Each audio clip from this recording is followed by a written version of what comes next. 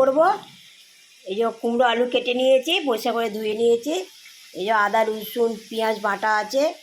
বেসন নেবো, এই যে বেসন নিয়ে নিলাম। বেসন মধ্যে একটু হলুদ, নুন,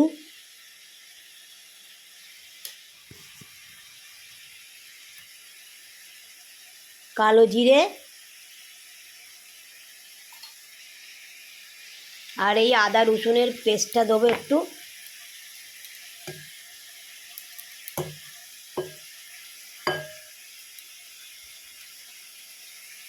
আদা রসুনের পেস্ট দিলাম, আদা রসুন আর পেঁয়াজ আছে পেস্ট দিলাম একটু দিয়ে এবার ভালো করে জল দিয়ে একটু লঙ্কা গুঁড়োও দিয়েছি, দিয়ে একটু ভালো করে মাখিয়ে নেবো। নিয়ে এবার জল দিয়ে একটু পেস্ট বানিয়ে নেবো। এবার কুমড়ো আর আলুর বড়াটা ভাজবো। এই যে বেসন গুলে রেখে দিয়েছিলাম, গ্যাসে কড়াই বসিয়ে দিয়েছি। এবার তেল দিয়ে দেবো, তেল দিয়ে দিলাম।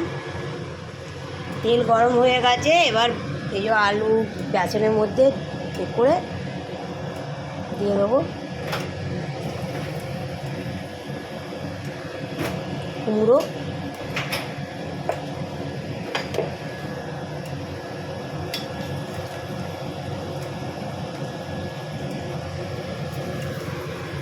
দিয়ে দিয়েছি।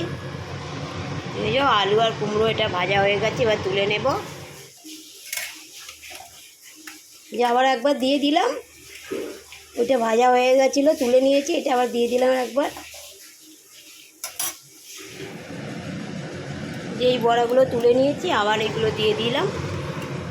তো এইগুলো হয়ে গেছে কুমড়ো আর আলুর বড়া। তুলে নেব।